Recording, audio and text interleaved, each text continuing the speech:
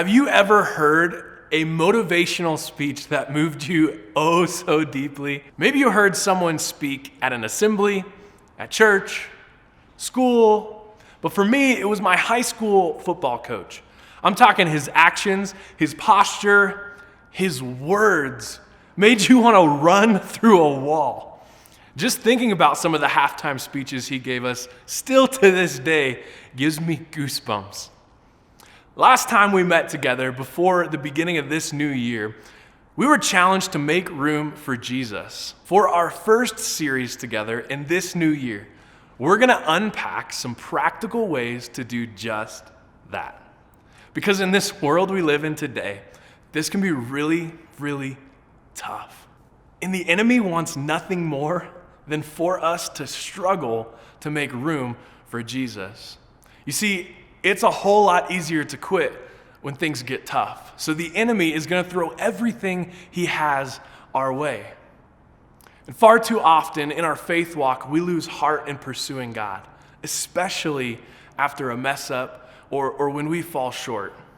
In this series that we're diving into, it was designed to help us learn how to encourage ourselves and motivate others with words from Scripture, our source of truth, and then use those words to stay untangled from sin and focused on Jesus.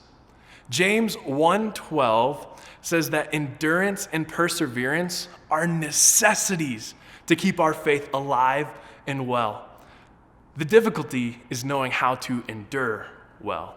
So as we dive into Scripture tonight, these 4 verses of Hebrews point to the main theme of Hebrews chapter 12. Endurance. It provides 2 main disciplines to help us endure. Let's look at them together.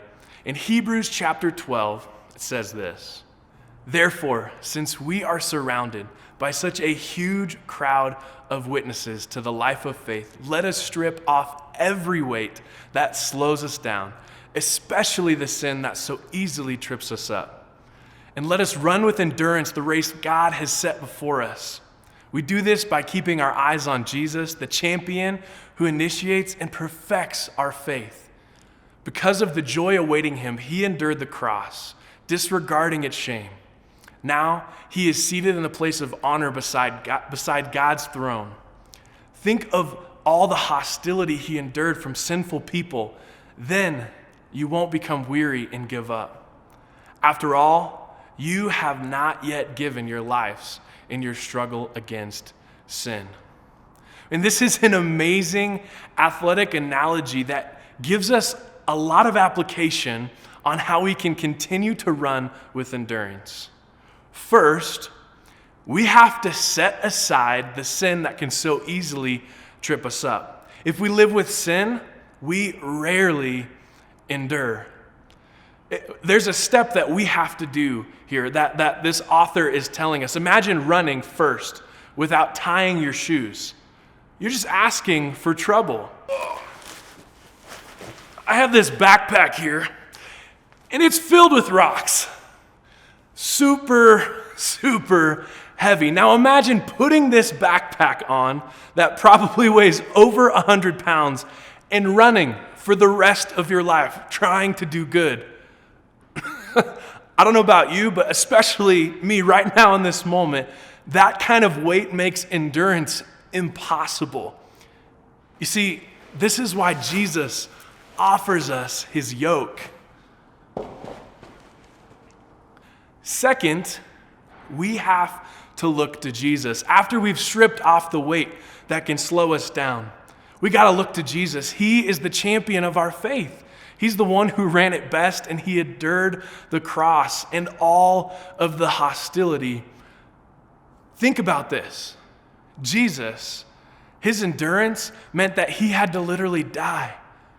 But in your endurance and my endurance, let's be thankful that Jesus has made a way for you and I so that we don't have to die. Jesus offers life.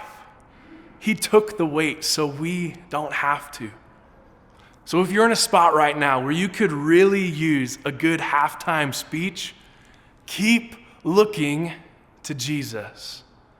In fact, that's our main thought for tonight. keep looking to Jesus. It's how we endure. It's how we run and stay motivated to continue doing good and pursuing good things in our life. Let me set up this equation for you. If we look to Jesus, we'll begin to walk more like Jesus. When we walk like Jesus, we live like Jesus. And when we can live more like Jesus, we can endure.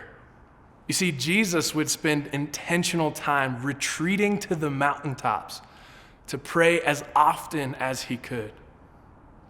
His endurance came from his discipline to commune, spend time with Jesus. Looking to Jesus means that we need to spend time with him just like Jesus set that example.